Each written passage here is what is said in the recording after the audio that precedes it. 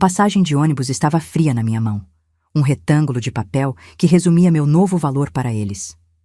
É só de ida, mãe, Ricardo disse, sem conseguir me olhar nos olhos, a covardia brilhando em sua postura curvada.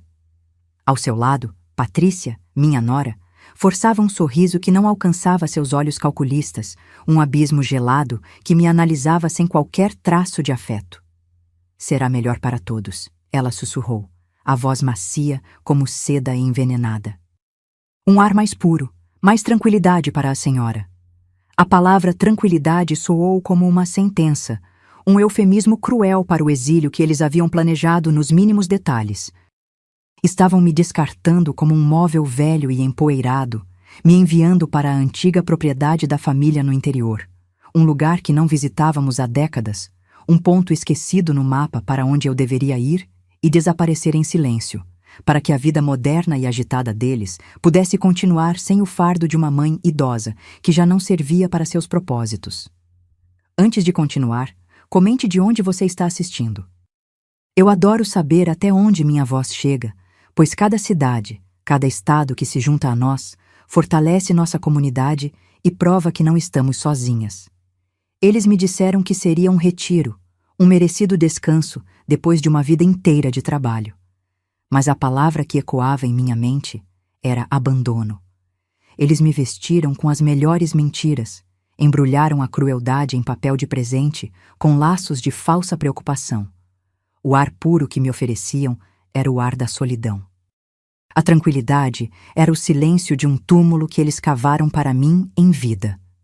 Olhei para meu filho, o menino que amamentei e para quem cantei canções de ninar, e vi um estranho, um homem cuja ambição, atiçada pela esposa, havia consumido qualquer vestígio de amor filial. Eles não estavam me dando um presente, estavam limpando um obstáculo do caminho. Eu não chorei. Não gritei. Apenas assenti, o nó na minha garganta tão apertado que as palavras não sairiam de qualquer forma. Meus olhos percorreram a sala de estar, cada objeto comprado com o suor do meu falecido marido, cada porta-retrato com sorrisos que agora pareciam máscaras grotescas de uma felicidade que nunca existiu de verdade. Onde foi que tudo mudou? Foi quando Patrícia entrou em nossas vidas, com seu jeito doce e seus planos ambiciosos? Ou foi antes, quando Ricardo começou a sentir vergonha das minhas mãos calejadas e do meu jeito simples de ver o mundo?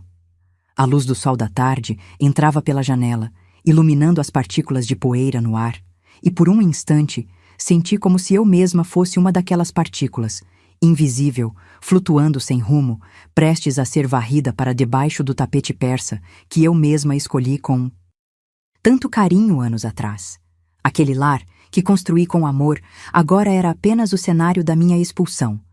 Lembrei-me de vender minhas próprias joias, a única herança da minha mãe, um colar de pérolas e um par de brincos de ouro, para ajudar Ricardo a abrir sua primeira empresa. Lembrei-me das noites em claro cuidando do meu neto febril para que Patrícia pudesse terminar sua pós-graduação, um diploma que hoje ela usava como uma coroa para se sentir superior a mim. Sacrifícios feitos por amor, agora pagos com uma passagem só de ida para o esquecimento. Cada sacrifício foi uma semente que plantei no jardim da minha família, esperando que florescesse em gratidão e respeito. Em vez disso, colhi espinhos e veneno.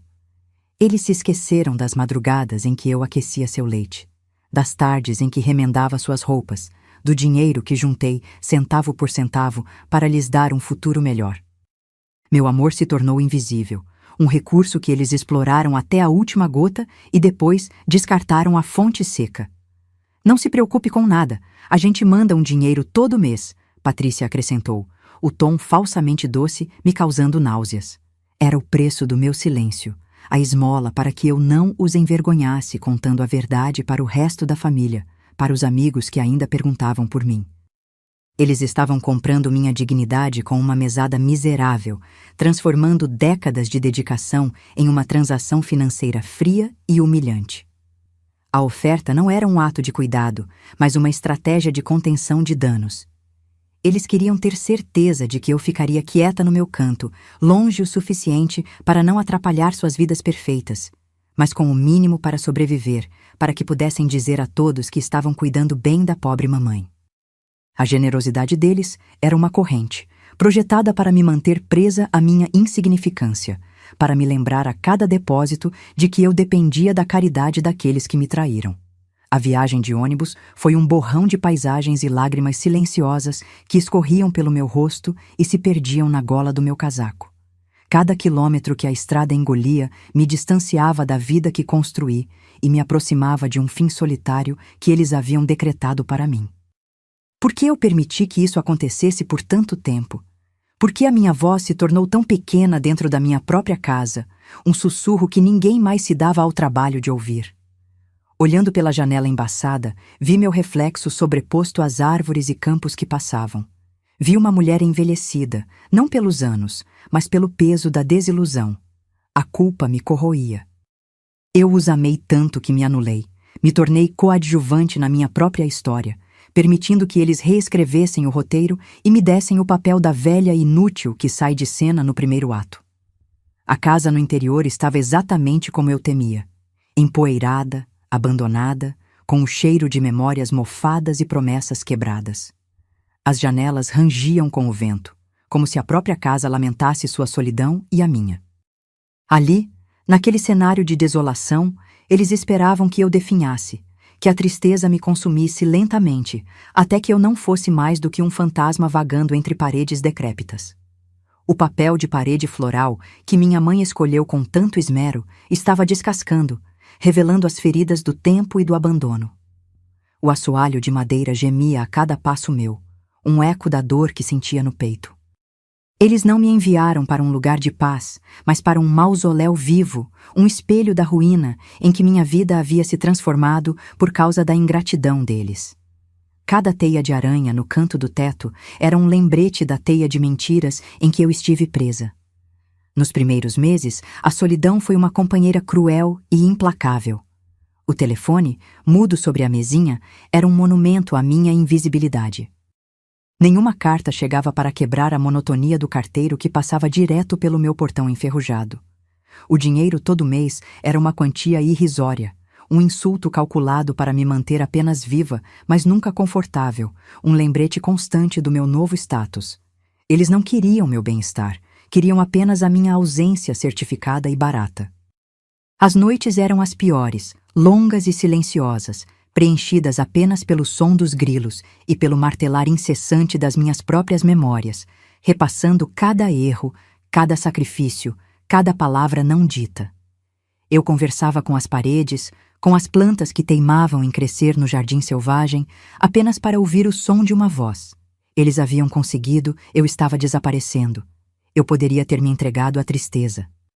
Poderia ter cumprido o papel que me deram, o da velha frágil, que senta na varanda e espera o fim chegar. Mas algo dentro de mim, uma brasa que eu pensei estar completamente apagada sob as cinzas da humilhação, começou a arder novamente, alimentada pelo oxigênio da raiva justa. A dor, antes uma névoa que me sufocava, se transformou em uma clareza fria e cortante. A cada amanhecer solitário, a cada refeição silenciosa, essa clareza se tornava mais nítida. Eles haviam me julgado mal. Confundiram minha bondade com fraqueza, meu silêncio com submissão. Pensaram que, ao me isolar, estariam me destruindo, mas não perceberam que estavam me dando a única coisa que eu precisava para me reerguer. Tempo. Tempo para pensar, para lembrar quem eu era antes de ser apenas a mãe deles. Mal sabiam eles que o pior ainda estava por vir. Eles subestimaram a terra que me deram como prisão. Subestimaram, acima de tudo, a mulher que suas próprias ações forjaram na solidão. A cada enxada que eu batia no jardim para arrancar as ervas daninhas, eu sentia como se estivesse arrancando a tristeza de dentro de mim. A cada janela que eu limpava, a cada móvel que eu restaurava, eu estava, na verdade, consertando a minha própria alma. E foi em uma tarde chuvosa, enquanto organizava velhos papéis do meu pai, guardados em um baú de madeira esquecido no sótão, que a minha dor finalmente encontrou um propósito, uma direção. Meus dedos empoeirados tocaram um documento amarelado, um título de propriedade que mudaria tudo. Eles não podiam imaginar o que eu guardava em silêncio. Naquele momento, com aquela antiga escritura em mãos, decidi que o jogo havia mudado. O documento que encontrei no baú era mais do que um papel amarelado pelo tempo. Era uma fortaleza esquecida, uma muralha legal que meu pai, com sua sabedoria silenciosa, havia erguido ao meu redor décadas atrás. A escritura da propriedade, lavrada e registrada em cartório como um presente de casamento, estava única e exclusivamente em meu nome, Alzira de Almeida. Ricardo, em sua arrogância e pressa para me descartar, jamais se deu ao trabalho de verificar os registros. Ele assumiu que a terra, como tudo o mais na vida, lhe pertencia por direito, um anexo da mãe que ele já considerava sua posse. A ironia era tão cruel quanto poética. Eles me baniram para o exato epicentro do meu poder, me trancaram na sala do cofre sem saber que eu guardava a única chave.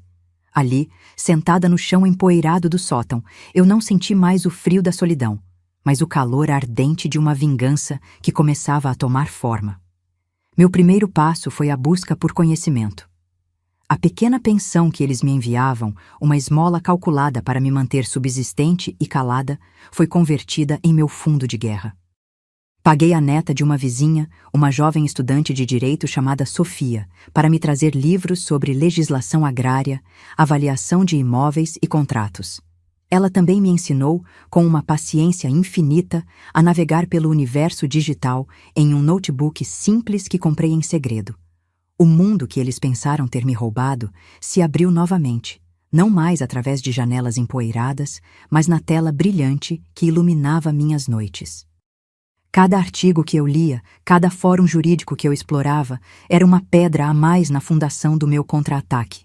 Eu estava me rearmando, não com armas, mas com a munição mais poderosa de todas, a informação. Minhas pesquisas noturnas me levaram a uma descoberta que fez meu coração gelar e acelerar ao mesmo tempo. Um consórcio de investidores estava planejando um empreendimento de luxo na região, um condomínio de alto padrão com campo de golfe e clube privado. E minha propriedade, a terra do meu exílio, estava localizada exatamente no centro geográfico do projeto deles. Era o coração da operação. A tranquilidade do campo não era um acidente, era uma estratégia. Eles precisavam da minha terra, e para isso precisavam que eu estivesse fora do caminho, isolada, ignorante e, de preferência, morta. A verdade me atingiu com a força de um soco. Meu abandono não foi apenas um ato de crueldade familiar, foi uma jogada de negócios fria e premeditada. Eles não estavam apenas me descartando, estavam me liquidando. Com essa revelação, fragmentos de conversas passadas começaram a se encaixar como peças de um quebra-cabeça macabro.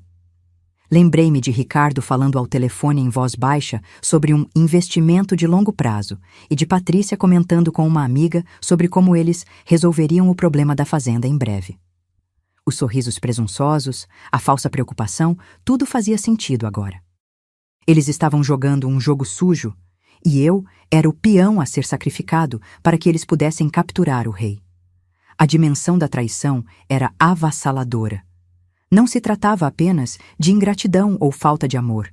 Era uma conspiração para me roubar não apenas meu patrimônio, mas minha dignidade, minha história e meu futuro, deixando-me para apodrecer em silêncio enquanto eles celebravam sobre as ruínas da minha vida.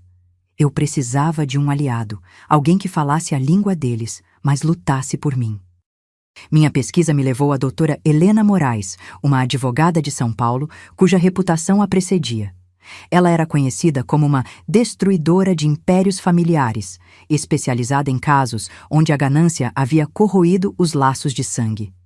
Usando um celular pré-pago que comprei na cidade vizinha, fiz a ligação que mudaria meu destino. Contei minha história de forma concisa e objetiva, sem lágrimas ou autocomiseração.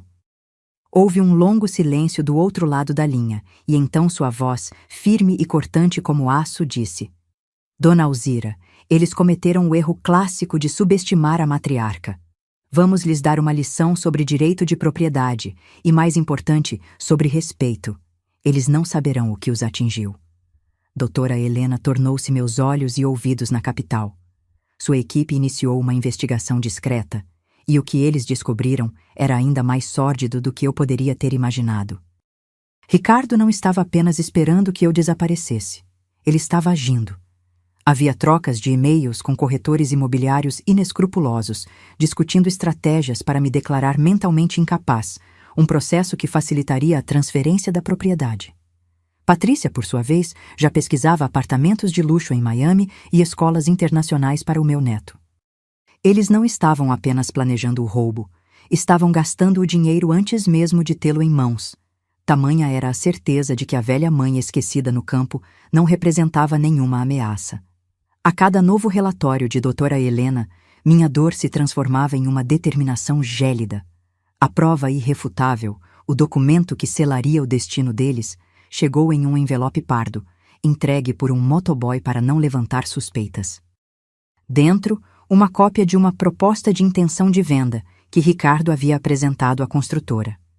No documento, ele se intitulava Meu Procurador Legal, anexando uma cópia de uma procuração antiga e limitada que eu assinei anos antes, quando estive doente, para que ele pudesse resolver questões bancárias simples. Ele a havia adulterado, transformando um ato de confiança em uma arma de traição. Ele estava ativamente tentando vender minha terra, meu legado, por 1/3 de seu valor de mercado, com uma cláusula que desviava a maior parte do pagamento para uma conta no exterior em nome de Patrícia. Era a prova definitiva da fraude, da ganância e da premeditação. Com a arma fumegante em nossas mãos, o plano de batalha foi traçado. Não seria um ataque frontal, seria uma emboscada. Doutora Helena me instruiu a manter a fachada de uma mulher frágil e alheia ao mundo. A estratégia era deixar que Ricardo e Patrícia se aprofundassem em sua própria cova, que se sentissem tão confiantes em sua vitória iminente que não veriam o chão desabar sob seus pés. A construtora, já desconfiada das manobras de Ricardo, seria a isca perfeita. Nós os deixaríamos acreditar que estavam a um passo de conseguir tudo o que queriam, quando, na verdade, estavam marchando em direção à sua própria aniquilação. A paciência, que aprendi a cultivar na solidão do campo, seria minha maior aliada nesta guerra silenciosa. Durante os meses seguintes, aprimorei minha atuação. Nas raras vezes em que uma tia ou primo distante me ligava, eu usava uma voz trêmula, falava de esquecimentos, da solidão, pintando o exato retrato que meu filho e minha nora queriam que a família visse. Eu me tornei a personagem que eles criaram, a pobre Alzira, para que ninguém jamais suspeitasse da mulher que passava as noites estudando cláusulas contratuais e planejando cada movimento com sua advogada. Cada suspiro de resignação ao telefone era uma jogada estratégica. Eles pensavam que estavam controlando a narrativa sem perceber que eu estava secretamente reescrevendo o final da história. Eles construíram a minha jaula, mas eu estava silenciosamente forjando a chave e afiando as grades para usá-las contra eles. A jogada decisiva começou quando a própria construtora, frustrada com a documentação irregular apresentada por Ricardo, usou seus recursos para me localizar diretamente. Um de seus diretores jurídicos me ligou. Segui o roteiro de doutora Helena à perfeição. Falei com uma voz fraca.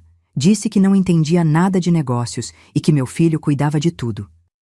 Ele é um bom menino, sempre quer o melhor para mim, eu disse, a mentira soando doce como veneno. Então, acrescentei a isca. Mas tenho uma amiga da família, uma moça muito inteligente, doutora Helena, que me ajuda a organizar os papéis.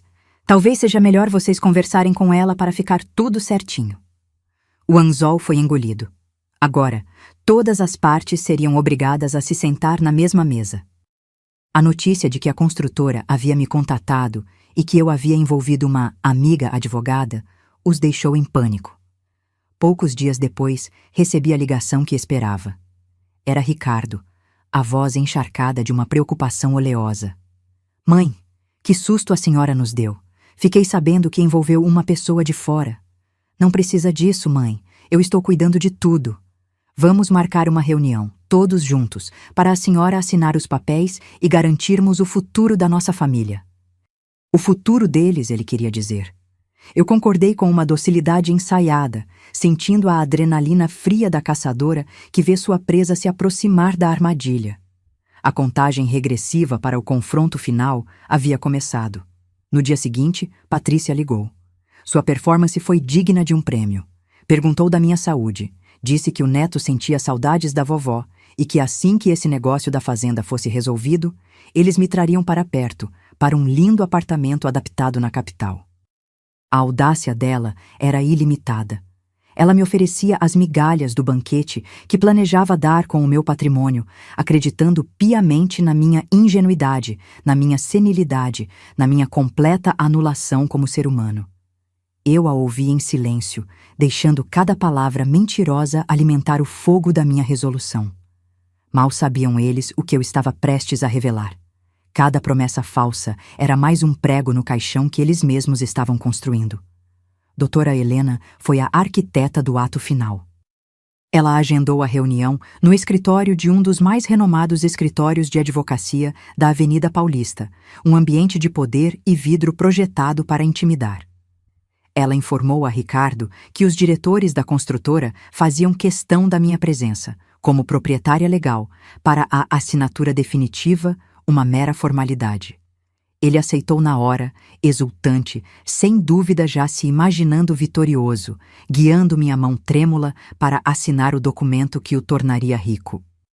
Eles estavam cegos pela ganância, convencidos de que a vitória já era deles. Estavam entrando voluntariamente no palco que montei, sem saber que os holofotes revelariam não o meu declínio, mas a sua desgraça. Na véspera da minha viagem a São Paulo, caminhei pela minha propriedade ao entardecer. O vento que antes sussurrava lamentos de solidão, agora parecia soprar palavras de encorajamento.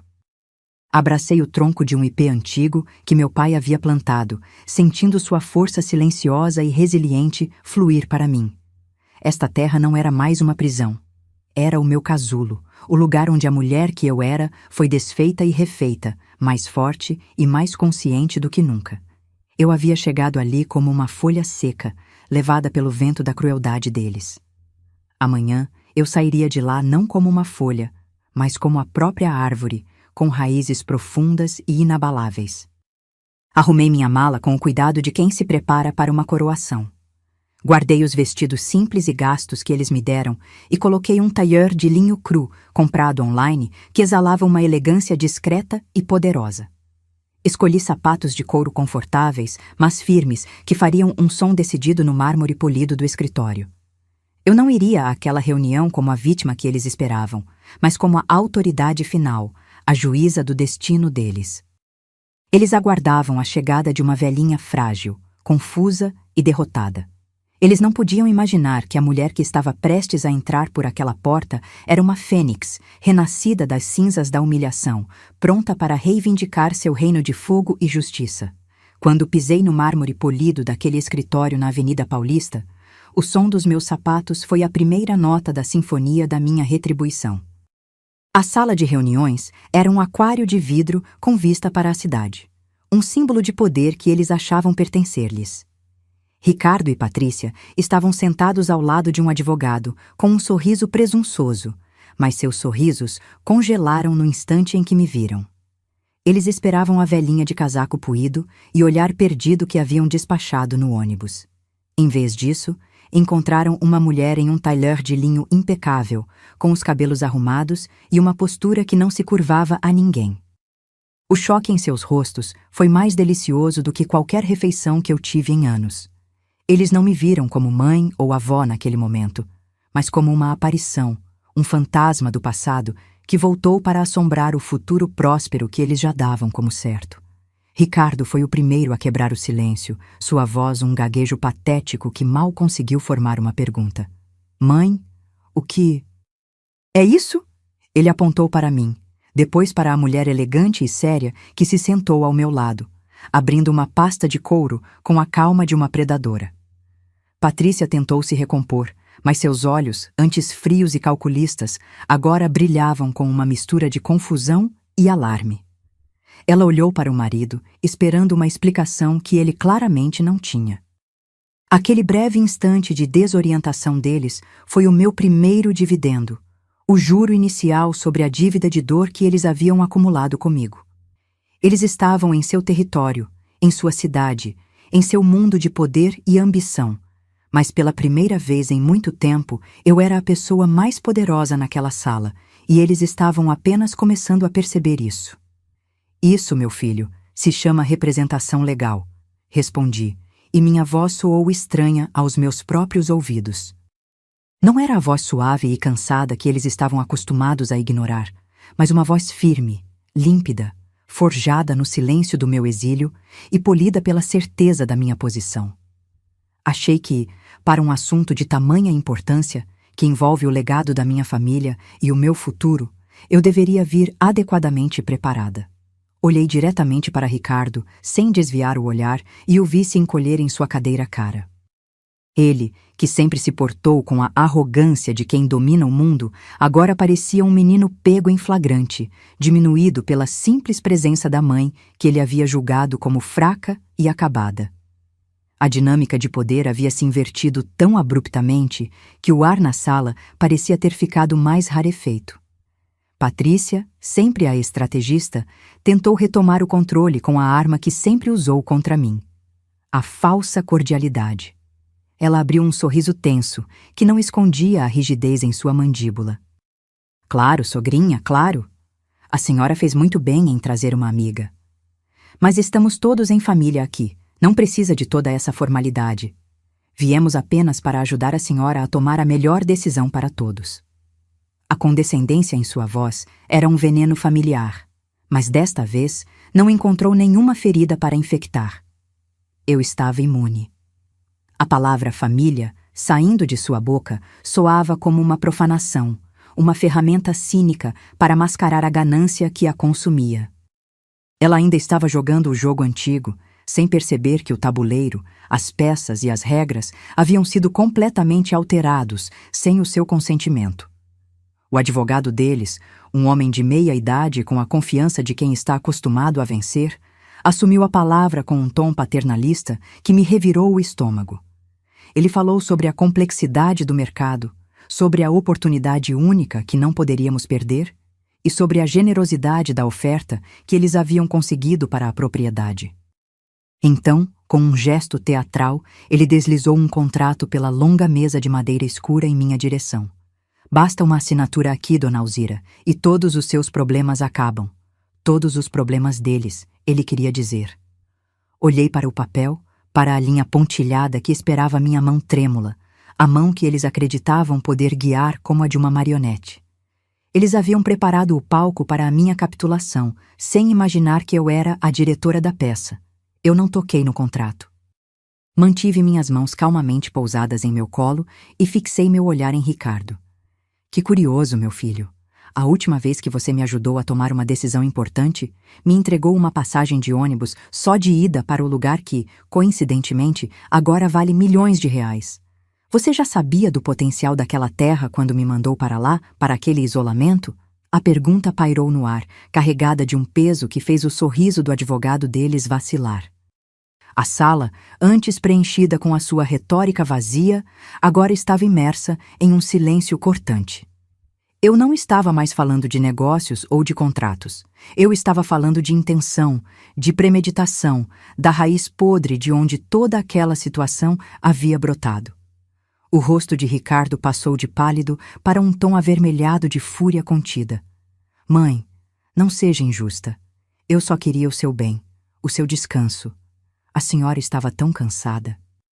Sua defesa era tão fraca, tão previsível, que quase senti pena da falta de imaginação dele. Ele ainda se apegava à narrativa do filho zeloso, uma máscara que já estava rachando e prestes a se despedaçar no chão. Ele não conseguia admitir a verdade nem para si mesmo, muito menos para mim. Sua negação patética apenas fortaleceu minha resolução. Ele não via uma mãe a quem havia traído, mas um obstáculo que se recusava a ser removido silenciosamente, uma complicação inesperada em seu plano perfeito. A injustiça não estava na minha pergunta, mas no exílio que ele me impôs. Foi a deixa para a minha advogada. Vamos falar sobre o bem, então, disse doutora Helena, sua voz calma e precisa como um bisturi. Ela abriu a primeira pasta e colocou sobre a mesa uma cópia autenticada da escritura original, o papel amarelado que eu encontrei no baú. Primeiro ponto. A propriedade em questão é, e sempre foi, desde o seu casamento, de titularidade única e exclusiva da minha cliente, Dona Alzira de Almeida. A doação foi registrada em nome dela por seu pai. Portanto, nenhum de vocês, legalmente, tem qualquer direito ou poder de negociação sobre ela. O advogado de Ricardo pegou o documento, seus olhos percorrendo as linhas rapidamente. Sua expressão mudou de confiança para uma preocupação visível. A fundação de areia sobre a qual eles construíram seu castelo de ganância estava se desfazendo. O silêncio que se seguiu foi profundo. Patrícia olhou para Ricardo, não mais com confusão, mas com uma raiva fria e afiada. A fachada de casal unido em um propósito nobre começou a ruir espetacularmente na minha frente. Ela havia confiado na competência dele, na garantia de que tudo estava sob controle. Agora, via que a arrogância do marido havia criado uma falha fatal em seu plano. Eu observei a troca de olhares, a acusação silenciosa passando entre eles. Eles estavam se voltando um contra o outro, exatamente como eu previ. A ganância é uma sócia desleal. Na primeira dificuldade, ela devora a si mesma. E eu estava ali, de camarote, assistindo ao banquete da autodestruição deles. Doutora Helena continuou, impassível, sua voz cortando o ar como uma lâmina. Segundo ponto. Ela abriu uma segunda pasta e colocou ao lado da escritura uma proposta oficial da construtora, endereçada diretamente a mim. Esta é a oferta que a empresa fez diretamente a Dona Alzira, após nossa intervenção. O valor, como podem ver, é exatamente 3 vezes maior do que o valor que consta no contrato que os senhores apresentaram para ela assinar.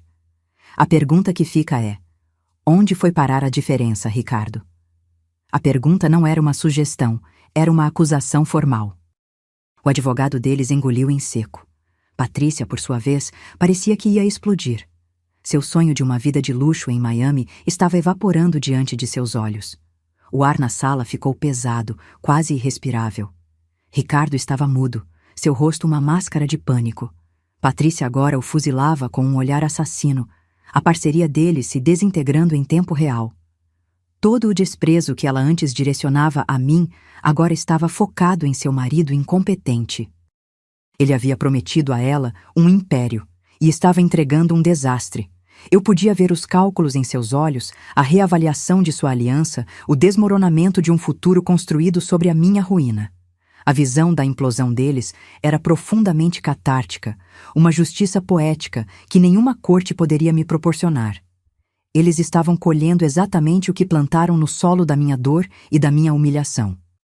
E o ponto final, eu disse, tomando a palavra de volta, sentindo cada sílaba ressoar com a força de anos de silêncio. Minha voz era calma, mas cada palavra era uma pedra atirada contra a frágil estrutura de mentiras deles. É que enquanto eu estava no meu retiro tranquilo, no exílio que vocês planejaram para mim, meu filho não apenas negociou minha propriedade sem meu conhecimento, mas também tentou vendê-la usando documentos falsificados, adulterando uma antiga procuração. Isso não é apenas imoral e desrespeitoso, Ricardo. Isso é um crime, o crime de estelionato. E eu tenho todas as provas. A palavra crime ecoou na sala de vidro, selando o destino deles de forma irrevogável. Doutora Helena, com um movimento preciso, abriu a terceira e última pasta. Dentro dela estavam as cópias dos e-mails trocados entre Ricardo e a construtora, a procuração adulterada e o parecer de um perito grafotécnico. As provas eram irrefutáveis, um dossiê completo da traição e da fraude dele. O advogado de Ricardo arregalou os olhos ao ver a documentação. Ele olhou para seu cliente com uma expressão de desaprovação profissional e fez um gesto sutil, mas claro, para que ele não dissesse mais uma única palavra. O jogo havia terminado. Não havia mais blefes, não havia mais cartas na manga. Eles haviam apostado tudo e perdido de forma humilhante. A casa deles, construída sobre mentiras, havia finalmente desabado. Ricardo me olhava, não com o remorso que uma mãe poderia esperar, mas com o mais puro e impotente ódio de quem foi completamente derrotado e exposto. A senhora, ele sussurrou, a voz embargada pela raiva e pela humilhação de ter sido superado pela mulher que ele considerava uma relíquia inútil. A senhora planejou tudo isso. Sua acusação era a confissão final de sua própria pequenez. Ele não conseguia enxergar sua ganância, sua crueldade, sua falta de caráter. Em sua mente distorcida, a culpa era minha, por não ter aceitado o meu papel de vítima, por não ter desaparecido em silêncio como ele havia ordenado. Ele não estava chocado com o próprio crime, mas com a minha capacidade de revidar. Eu o encarei uma última vez, não com raiva, mas com uma clareza fria e definitiva. Não, Ricardo, eu não planejei o seu caráter. Não planejei a sua ganância, nem a sua ingratidão, nem a sua falta de respeito pela própria mãe. Eu não criei o homem que tentou roubar o legado de sua família para financiar uma vida de aparências. Eu apenas reagi às suas ações. Vocês me deram o silêncio e a solidão como uma sentença, mas eles se tornaram minhas melhores ferramentas. Com eles, eu tive tempo para lembrar quem eu era e para pensar no que vocês se tornaram. O que você vê hoje não é um plano de vingança, é simplesmente a consequência inevitável das suas próprias escolhas. Levantei-me da cadeira com uma calma que parecia ter sido forjada ao longo de séculos. Senti os olhares dele sobre mim, pesados de choque e ódio, mas eram impotentes, como flechas de papel tentando perfurar uma armadura de aço. A propriedade não está à venda, anunciei, minha voz ecoando com uma autoridade que nem eu mesma sabia que possuía. Pelo menos, não através de qualquer negociação que envolva vocês. Qualquer comunicação futura sobre este ou qualquer outro assunto relacionado ao meu patrimônio será feita exclusivamente através da minha advogada, doutora Helena. Olhei diretamente nos olhos do meu filho, o homem que um dia ninou em meus braços. E Ricardo, se você ou sua esposa tentarem qualquer outra manobra, se tentarem me contatar ou se aproximar da minha propriedade, saiba que a próxima conversa que teremos não será em um escritório luxuoso, mas em uma delegacia de polícia, com uma queixa-crime formal por estelionato e falsificação de documentos. O recado estava dado, não como uma ameaça, mas como uma certeza. Patrícia permaneceu imóvel, uma estátua de fúria congelada. Seu rosto, normalmente uma máscara de superioridade controlada, estava desfigurado por uma incredulidade amarga. O sonho da cobertura em Miami, das viagens internacionais, da vida de opulência construída sobre as ruínas da minha dignidade, tudo isso se desfez em fumaça naquela sala de vidro. Pude ver o cálculo em seus olhos, a reavaliação de sua aliança com um marido que se provou não apenas cruel, mas espetacularmente incompetente. Ela não disse uma única palavra, mas seu silêncio gritava mais alto que qualquer ofensa. Era o silêncio da derrota absoluta, o som de um futuro roubado evaporando no ar. Ela me encarava não mais como a sogra inútil, mas como a arquiteta de sua ruína, a força inesperada que havia demolido seu castelo de cartas com um único sopro de verdade e coragem. A visão de sua impotência foi a catarse final que minha alma precisava. Saí daquela sala de reuniões de cabeça erguida, deixando para trás os destroços da família que eles mesmos implodiram com a própria ganância. O ar da cidade, que antes me parecia opressor e estranho, agora enchia meus pulmões com uma sensação de pureza e libertação. Ao pisar na calçada da Avenida Paulista, olhei para o céu entre os arranha-céus e sorri pela primeira vez em anos, um sorriso genuíno que vinha do fundo da alma. Não era o sabor da vingança que eu sentia, mas o da justiça.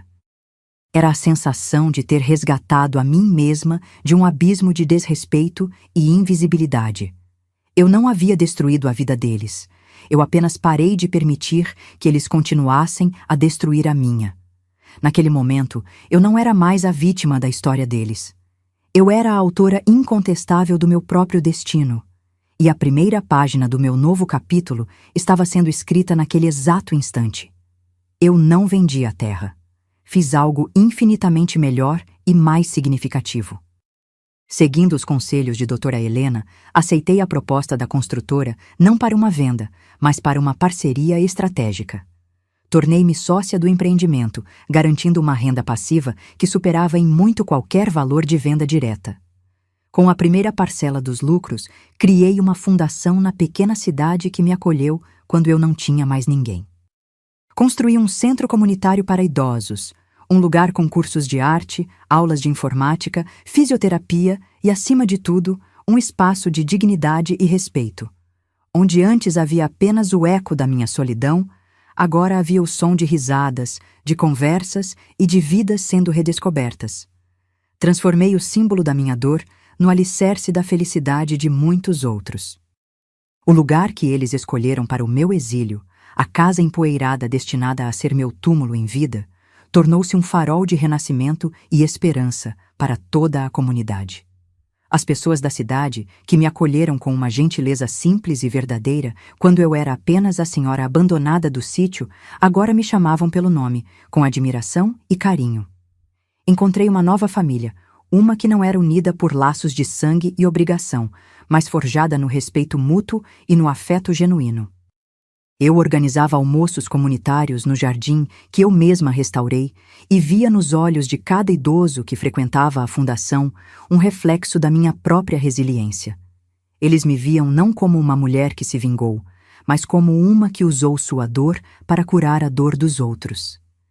Quanto a Ricardo e Patrícia, as notícias chegaram a mim como ecos distantes, trazidas por parentes que agora me ligavam com uma frequência renovada e um tom de respeito que eu nunca havia recebido antes. O casamento deles não sobreviveu ao escândalo financeiro e à humilhação pública da derrota. A empresa de Ricardo, construída sobre as joias que vendi e a confiança que depositei nele, faliu espetacularmente. Foram forçados a vender o apartamento luxuoso para pagar as dívidas que acumularam, na certeza de que ficariam ricos com o meu patrimônio. Eles se tornaram párias em seu próprio círculo social, exemplos vivos de como a ganância pode consumir tudo, inclusive a alma. Eles nunca mais me procuraram, e o silêncio deles foi a confirmação final da minha vitória e da minha paz. Hoje, quando me lembro daquela passagem de ônibus fria em minha mão, não sinto mais a pontada da humilhação ou o peso do abandono. Vejo aquele pedaço de papel como o ingresso para a jornada mais importante da minha vida. A jornada de volta para mim mesma. Eles pensaram que estavam me mandando para o fim da linha, para um lugar onde eu seria esquecida e me tornaria nada. Mas, na verdade, eles me enviaram para o único lugar no mundo onde eu poderia me reencontrar, longe de suas sombras, de suas expectativas e de seu desprezo. Aquele bilhete não foi uma sentença de exílio, mas um passaporte para a minha soberania, para a redescoberta da mulher forte e inteligente que sempre existiu dentro de mim, adormecida sob camadas de sacrifícios maternos não reconhecidos.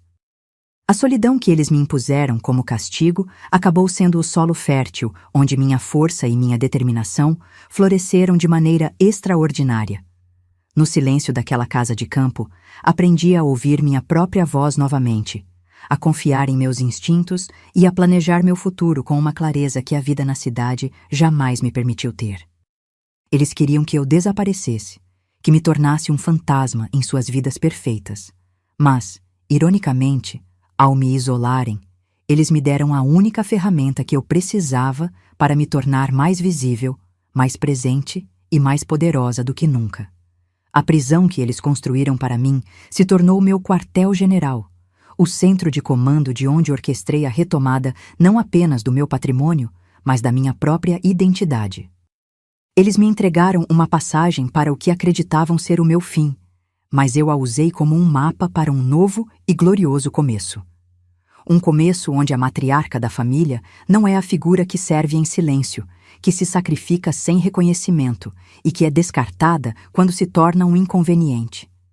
Um começo onde a matriarca é a fundação, a estrategista, a líder que detém o poder não para oprimir, mas para proteger seu legado e garantir que o respeito seja a moeda corrente em todas as relações.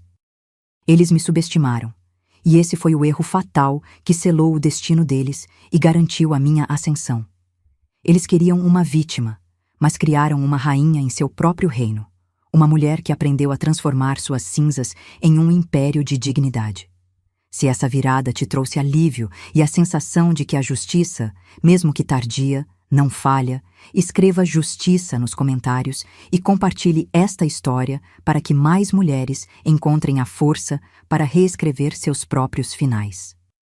Sua voz se junta à minha e juntas mostramos ao mundo que subestimar uma matriarca não é apenas um erro, é o começo do fim para aqueles que ousam fazê-lo. Vamos espalhar essa mensagem de força, resiliência e, acima de tudo, de restauração do poder que sempre foi nosso por direito. Cada compartilhamento é um lembrete de que não estamos sozinhas e que nossa hora de reinar chegou.